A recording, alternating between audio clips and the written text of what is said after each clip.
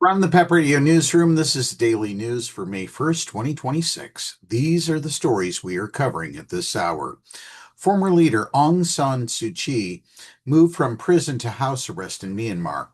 Former Myanmar leader Aung San Suu Kyi has moved from prison to house arrest, and her sentence has been reduced as part of a prisoner amnesty for a Buddhist holiday.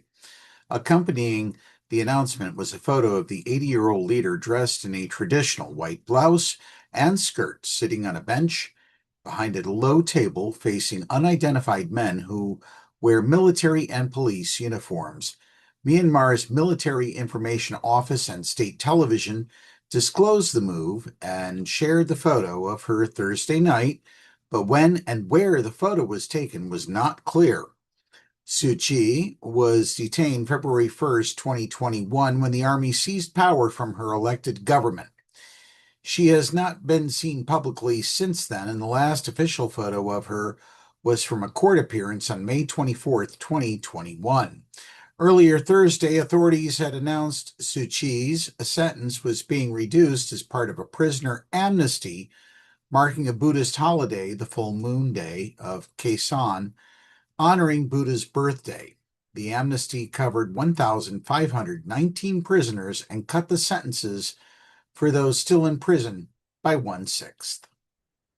In other news, Meta raises the specter of shutting down services to New Mexico in legal clash over child safety.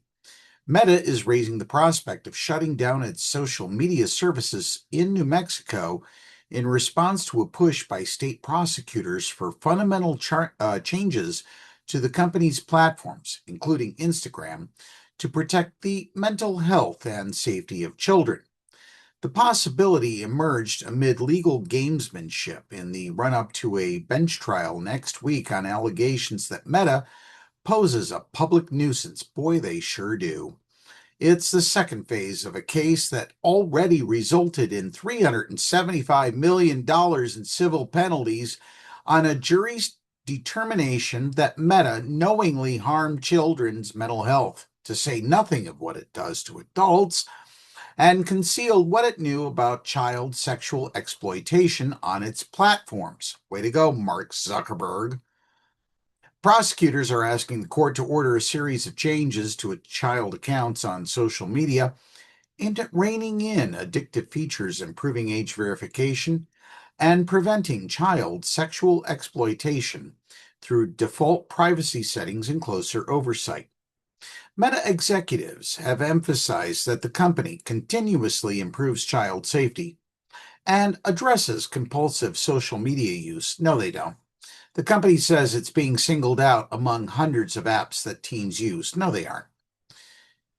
And in other news, Louisiana congressional primaries are now suspended as a result of the Supreme Court's ruling. Louisiana suspended its congressional primaries Thursday as early voting was about to get underway. While pressure mounted on Republican officials in other states to redraw their U.S. House maps in light of a Supreme Court ruling that significantly weakened the Voting Rights Act. Early voting had been scheduled to begin Saturday for Louisiana's May 16th primaries, but Republican Governor Jeff Landry issued an executive order postponing the U.S. House primary in response to a ruling Wednesday by the court that struck down a black majority congressional district. Allowing elections to proceed under an unconstitutional map would undermine the integrity of our system and violate the rights of our voters, Landry stated. This executive order ensures we uphold the rule of law while giving the legislature the time it needs to pass a fair and lawful congressional map. The Republican-controlled Secretary of State's office, which declared an electoral emergency allowing for Landry's order, said it would post notices at early voting sites alerting the public about the suspended congressional primary. All other races on the ballot will proceed as scheduled. And in Pennsylvania news, Pennsylvania winters are shorter. The change shows up in every county, including Crawford and Erie, up here in the Northwest, the Forgotten Counties. Yeah. A USA Today analysis revealed that winters have shortened in every Pennsylvania county, including Crawford and Erie, in the past 7 decades, as below freezing days are accounting for 3 or even 4 fewer weeks of each year in some places, not so much in the Northwest. To explore the effect of climate change across the U.S., reporters gathered daily temperature data from the National Oceanic and Atmospheric Administration and looked at how many freezing days are happening now compared with 1956, some 70 years ago. Information from 250 cities showed an average drop of 19 fewer freezing days each water year, which runs from September to October.